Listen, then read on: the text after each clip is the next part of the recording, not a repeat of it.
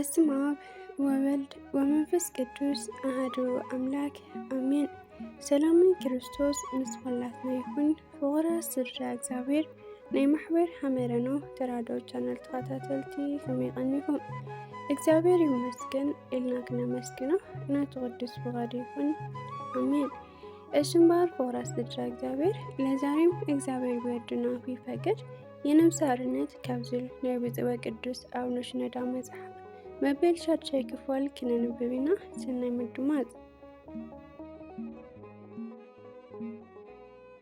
የዛሬው ርዕሳችን ምዕራፍ 6 ሆኖ ርዕሱም ጭልጥ ያለ እንቅልፍ ተኝተዋል ይላል። የእግዚአብሔር መልአክ መጥቶ በጆሮ በዚህኛው ዓለም ኑሮህን በምትኖርበት ጊዜ የሚያጠልብህ የሌላ ሰው ጥላ እንደወደደ ገንዘቡ ያድርግሃልን በማለት ሹክ እስኪለው ድረስ ጭልጥ ያለ እንቅልፍ ወስዶት ነበር። ድምፁ የሰከነና እውነተኛ በመሆኑ ያንቀለፋውን ሰው አላስደነገጠውም። ይልቁንም እርሱም ዝግ ባለና በተረጋጋ ድምፅ የኔ መልአክ ሆይ ምን ማለትህ ነው በማለት መልሶ ጠየቀው። መልአኩም ማንነትህን ስለ አስተሳሰብህና ስለ መንፈሳዊ ሕይወትህ ስትል አጥተኸዋል ማለቴ ነው። ይህም በመሆኑ የራስህን ሳይሆን የሌላውን ሰው ማንነት ነው ያዝከው። ያም ሰው በአንተ ውስጥ ራሱን ከፍ አድርጎ ስለተቀመጠና በአንተም አይኖች ፊት ይህን መስሎ ስለሚታይህ ምሳሌ አድርገህ ወስደኸዋል። በመሆኑም በሄደበት ሁሉ ዱካውን መከተል ጀምረሃል። ከፍ ያለ ደረጃ ላይ ሲደርስ አንተም ከፍ ትላለህ፣ ሲወድቅም አንተም ትወድቃለህ። አመለካከቱን ገንዘብህ ታድርጋለህ፣ አቅጣጫውንም ትከተላለህ። አልፎ ተርፎ ስለ እርሱ አመለካከት እርሱ ከሚያስረዳው የበለጠ አንተ ተከራካሪ ትሆናለህ። መመሪያዎቹንም ያለ አንዳች ተቃውሞ ስለምትቀበላቸው ያ የምታምልከው ሰው በአንድ ወቅት ተናግራቸዋልና አንተም ይሞርሃል አለው።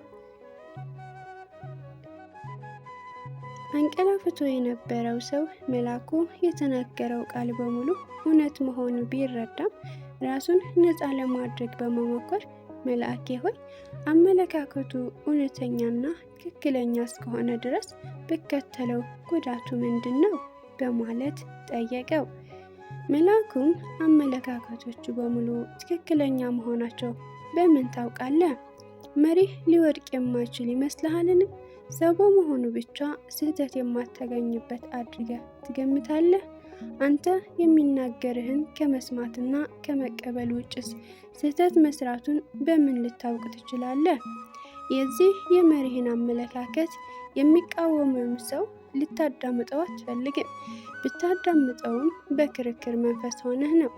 አንተ የምትከተለው ሰውን አመለካከት የሚቃወም ሀሳብ ሁሉ ገና ሳትረዳው ሳታረጋግጥ ትተቸዋለህ፣ የመሪህን ሀሳብ በመቃወሙ ብቻ። እዚህ ላይ ያንቀላፍቶ የነበረው ሰው እንደ ማፈር ብሎ አይኖቹን በማሻሸት የሚያዳምጠውን ነገር በህልሙ ይሁን በእውኑ ሊያረጋግጥ ወደደ። ይሁንና መልአኩ በመቀጠል ነፍስህ ታስራለች፣ ነፃ ትወጣም ዘንድ ትሻለች። ይሁን እንጂ በዛ ሰው ሰንሰለት ስለተበተበተች አልቻለችም። ያ ሰው የሰጠህ እውቀትና የገለጠልህ ምስጢር እርሱ ታውቅና ይገልጽልህ ዘንድ የወደደው እውቀትና ምስጢር ብቻ ነው። ሌላው ይቅርና አንተ ከሌሎች ያገኘኸው እውቀት በእርሱ ካልተመዘነ ተቀባይነት አይኖረውም። ስለሆነም አንተ ማንነትህ ወይም ስብዕና ሙሉ ለሙሉ ስላጣኸው በራስህ የምታድርገው አንዳች ነገር አይኖርህም። ችግር ባጋጠመህ ቁጥር የእርሱን እርዳታ ትፈልጋለህ። አንድ ነገር ቢያሰናክልህ እንኳን ለዛ መሰናከያ መፍትሄ የሚሆን ነገር ከመፈለግ ይልቅ መሪህ መጥቶ እርሱ መፍትሄውን እስኪሰጥ ድረስ ቁጭ ብለህ ትጠብቀዋለህ። ይህን መሰል መሰናክሎች በተመለከተ መፍትሄ ነው ብለህ ያመንክበትን እርምጃ ብትወስድ እንኳን በአንተ በኩል ተቃውሞ ልታቅርብበት በማትችለው መንገድ የራሱን የሆነ የመፍትሄ ሀሳብ በማቅረብ ያንተን ያስለውጥሃል። በዚህ ረገድ በሕይወት ዘመንህ የምታገኘው ታላቅ ነገር ቢኖር የዛን ሰው ደብዛዛ ጥላ መሆንህን ብቻ ነው። እግዚአብሔር አምላክ በፈጠረህ ጊዜ የሰጠህን ማንነት ታጠዋለህ። እግዚአብሔር አምላክ በፈጠረህ ጊዜ የሰጠህን ማንነት ታጠዋለህ። በሌላው በኩል በአንተ ያሉት መንፈሳዊና አእምራዊ፣ ማህበራዊ ሁኔታዎች የእርሱን ማንነት ሙሉ ለሙሉ እንድትወርድ ስለሚያደርጉ ትቸገራለህ። በመሆኑም በእነዚህ ሁለት ጉዳዮች መካከል እንደዋዠቅ ትኖራለህ። ያንቀላፋ የነበረው ሰው እነዚህ ሁሉ ነገሮች ከመልአኩ በጥሞና ካዳመጠ በኋላ ልቡ ተነካ። በውስጡም ያ መሪው በእርሱ ላይ ያደረሰበትን ተጽዕኖ እንደታከተው ወይም እንደሰለቸ ሆነ ተሰማው። ይህም በመሆኑ መልአኩ ለዚህ ችግሩ መፍትሄው ምን እንደሆነ ይጠቅመው ዘንድ ለመጠየቅ ድፍረቱን ስላገኘ፣ አቤቱ መልአኬ ሆይ እንዴት ካንተ ጋር እከራከር ዘንድ እችላለሁ? አለው። መልአኩም የተለያየ ጉዳይ ቢሆን እንኳን እግዚአብሔር ልጆቹ በማንነታቸው ጠንካሮች የሆኑ ዘንድ ይወዳል። ቢያቅታቸው እንኳን ከእርሱ ጋር እንዲወያዩ ይፈቅድላቸዋል። ነቢይ ኤርምያስ ከጌታው ጋር እንዴት እንደተሟገተ አስታውስ።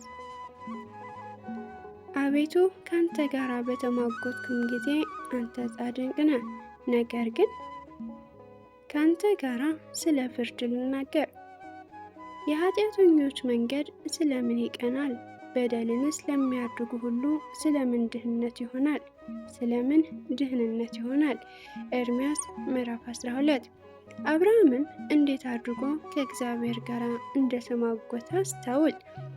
ጻድቁም እንደ ኃጢአተኛ ይሆን ዘንድ እንደዚህ ያለው አድርጎት ካንተ ይራቅ። የምድር ሁሉ ፈራጅ በቅን ፍርድ አይፈርድምን? ዘፍጥረት ምዕራፍ 18።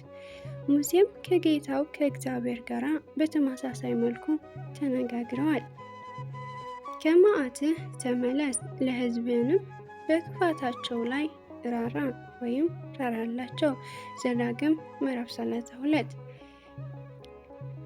እዚህ ላይ ያ ጭልጥ ያለ እንቅልፍ ውስጥ የነበረው ሰው መልአኩን ቅዱስ መልአኬ ሆይ ምን እንዳድርግ ትወዳለህ?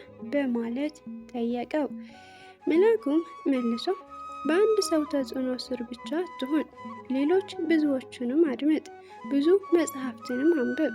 የምትፈልገውን ሀሳብ በሙሉ በጥሞና አገናዝብና ትክክለኛና የተሳሳተው ሀሳብ የትኛው እንደሆነ በቅን መንፈስ መርምረው። ከዚህ በኋላ የአንተን ዕድሜ፣ መንፈሳዊ ደረጃ፣ አእምሯዊ ብቃት፣ ማህበራዊና ተግባራዊ ሁኔታዎች የሚመጥነውን ያዝ። ወደ እግዚአብሔር የሚያድርሱ የተለያዩ መንገዶች መኖራቸውም ሌሎች የተጓዙበት መንገድ ምናልባት ላንተ ሊስማማ እንደማይችል አስብ። ያንተን መንገድ እግዚአብሔር ላንተ የመረጣትና ሌሎች ያልሄዱባት ልትሆን ትችላለችና አለው።